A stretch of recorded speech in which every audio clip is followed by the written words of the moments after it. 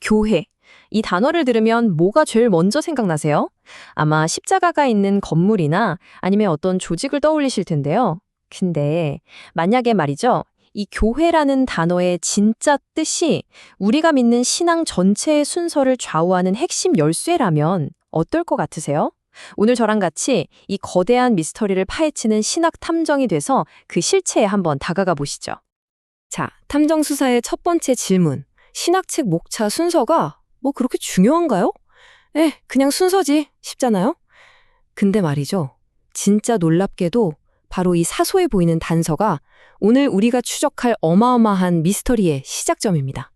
왜냐하면 신학의 세계에선 바로 이 순서 하나에 교회를 보는 완전히 다른 두 개의 세계관이 딱 숨어 있거든요. 자, 바로 이거예요. 오늘 사건의 핵심 증거입니다. 로마 가톨릭 신학을 보면 교회에 대한 이야기가 구원보다 먼저 나와요. 이게 무슨 뜻이겠어요? 교회를 통해야 구원을 얻는다. 이런 얘기죠.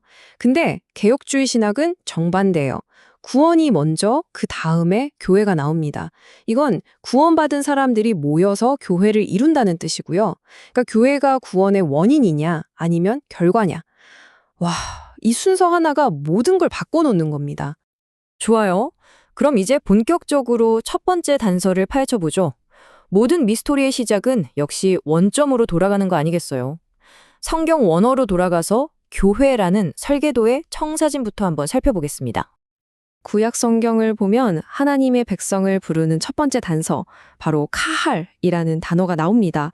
이게 부르다라는 말에서 왔는데 포인트는 이거예요. 그냥 모여있는 상태가 아니라 어떤 목적을 위해서 자, 모여라 하고 불러서 지금 함께 모여있는 바로 그 역동적인 행동 자체를 가리키는 거죠. 굉장히 활동적인 느낌의 단어예요. 자, 근데 또 다른 단서가 있어요. 바로 에다입니다. 이건 카할이랑은 느낌이 완전 다릅니다. 사람들이 실제로 모였냐 안 모였냐 그건 중요하지 않아요. 그냥 이스라엘이라는 언약 공동체의 신분, 그 정체성 자체를 의미하는 좀 더 정적인 개념의 단어였죠. 자, 이제 시간은 신약 시대로 넘어옵니다. 초기 교회 지도자들한테 큰 숙제가 있었어요. 구약의 이 두 히브리어 단어, 카알과 에다를 그리스어로 번역해야 했던 거죠. 그리고 그들이 어떤 단어를 선택했느냐, 이게 정말 중요해요. 이건 그냥 단어 하나 고르는 단순한 번역 작업이 아니었어요. 이건 그야말로 자신들의 정체성을 세상에 알리는 아주 강력한 선언이었습니다. 바로 이 부분이에요. 이게 진짜 결정적인 단서입니다. 정말 흥미롭지 않아요? 보세요. 기존 공동체, 즉 에다의 번역어였던 수나고게는 그냥 유대인들의 회당을 가리키는 말로 놔뒀어요. 그리고 자신들을 위해서는 새롭게 불러 모은 모임, 즉 카할의 역동적인 의미를 가진 에클레시아를 선택한 겁니다. 와, 이거 진짜 엄청난 선언이죠. 우린 그냥 옛날 공동체의 연장선이 아니야. 우린 그리스도를 통해 완전히 새롭게 소집된 사람들이라고. 이렇게 세상에 외친 거나 마찬가지였어요. 근데 여기서 진짜 재밌는 사실 하나 알려드릴까요? 우리가 지금 쓰는 교회, 영어로 철치잖아요. 이 단어의 어원은 사실 에클레시아가 아니에요. 주님께 속한 것이라는 뜻을 가진 큐리아케라는 다른 단어에서 왔습니다.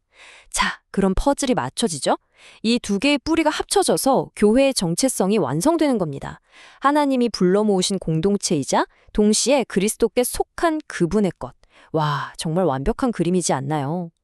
좋습니다. 이제 두 번째 단서를 찾아서 시간 여행을 떠나보겠습니다. 교회의 영혼을 뒤흔들었던 역사상 첫 번째 대전투, 그 뜨거운 사건 현장으로 함께 가보시죠.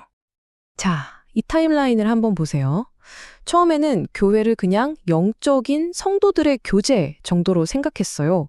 그러다가 3세기에 키프리안이라는 사람이 나오면서 눈에 보이는 조직, 그러니까 감독들의 역할이 굉장히 중요해지기 시작합니다. 그리고 마침내 4세기에 교회가 과연 순수해야 하는가 이 문제로 거대한 논쟁이 빵 터지죠. 바로 이 혼란과 위기의 순간에 역사의 거인 아우구스티누스가 등장하게 됩니다. 논쟁의 핵심은 아주 단순했어요. 도나투스파 사람들은 교회는 티끌 하나 없이 완벽하게 깨끗해야 한다고 주장했습니다. 그래서 박해 때 믿음을 저버렸던 죄 지은 성직자가 준 세례는 전부 무효라고 외쳤죠. 하지만 아우구스티누스는 생각이 달랐어요.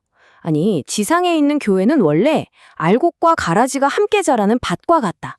즉, 성인과 죄인이 섞여 있는 혼합체라는 거죠. 그렇기 때문에 성내전이 힘을 갖는 건 그걸 집행하는 사람이 완벽해서가 아니라 성내전의 주인이신 그리스도께서 완벽하기 때문이라고 선언합니다. 절대적인 순수성과 모든 것을 품는 은혜가 정면으로 부딪힌 사건이었어요.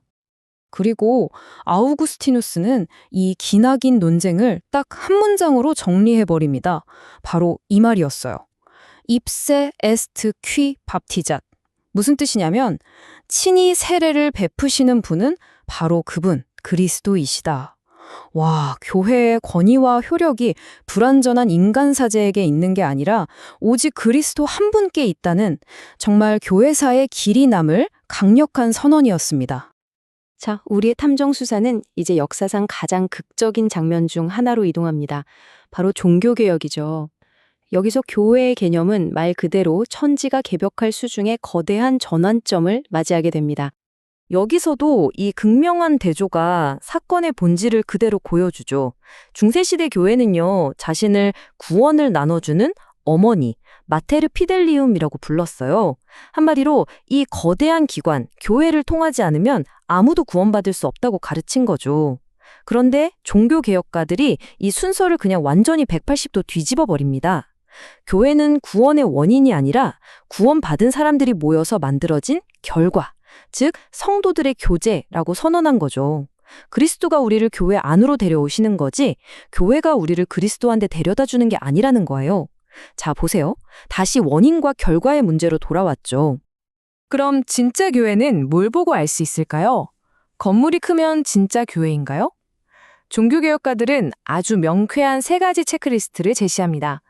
이걸 참된 교회의 표지라고 부르는데요. 자, 한번 확인해 볼까요? 첫째, 하나님의 말씀이 순수하게, 왜곡 없이 선포되고 있는가. 둘째, 세례나 성찬 같은 성례가 성경적으로 올바르게 시행되고 있는가. 그리고 셋째, 공동체 안의 죄에 대해서 관징이 신실하게 이루어지는가. 이 3가지만 있다면 그 교회가 얼마나 크던 작던 건물이 있던 없던 상관없이 바로 그곳이 참된 교회라는 겁니다. 정말 혁명적인 생각이었죠. 자, 그럼 지금까지 우리가 추적해온 내용을 이 표 하나로 깔끔하게 정리해 볼게요. 시대별로 교회의 핵심 개념이 어떻게 변해왔는지 한눈에 싹 들어오죠. 교부시대 아우구스티누스가 말한 혼합된 몸에서 시작해서 중세시대에는 거대한 제도인 신자들의 어머니가 됐다가 종교개혁 때 다시 본질인 성도들의 교제로 돌아옵니다. 그리고 그 이후에는 보이지 않는 교회는 하나지만 보이는 교회는 여러 모습일 수 있다는 다양성이라는 개념으로까지 이어지게 되는 거죠. 자, 이제 거의 다 왔습니다. 흩어져 있던 모든 단서들을 하나로 모아서 이 길고 복잡했던 사건의 최종 결론을 내릴 시간이에요.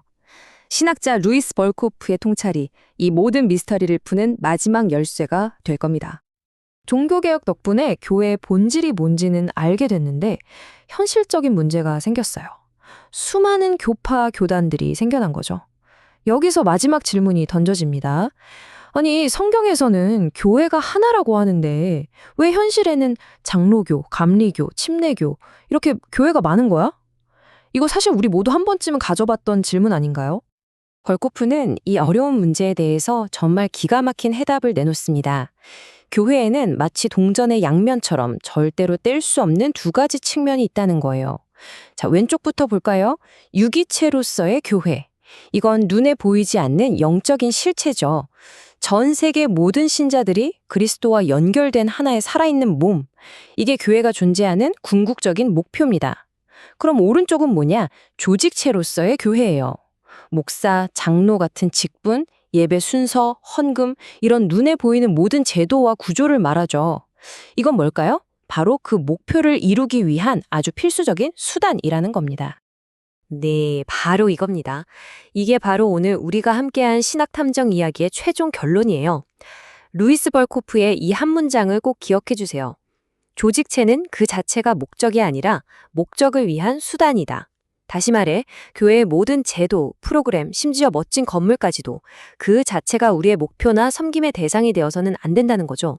그 모든 것들은 살아있는 생명체인 유기체로서의 교회를 더 건강하고 풍성하게 만들기 위한 도구, 즉 수단에 불과하다는 겁니다. 자, 이제 이 질문은 오늘 이 추리를 함께한 우리 모두에게 돌아옵니다. 지금 여러분이 다니고 보고 경험하고 있는 그 교회는 구원의 원인입니까? 아니면 결과입니까? 그 조직 자체가 하나의 목적이 되어버렸나요? 아니면 정말로 더 큰 목적을 위한 수단으로서 제대로 기능하고 있나요? 오늘 우리가 함께 나눈 이 이야기가 여러분 각자의 답을 찾아가는 여정에 작은 힌트가 되었으면 좋겠습니다.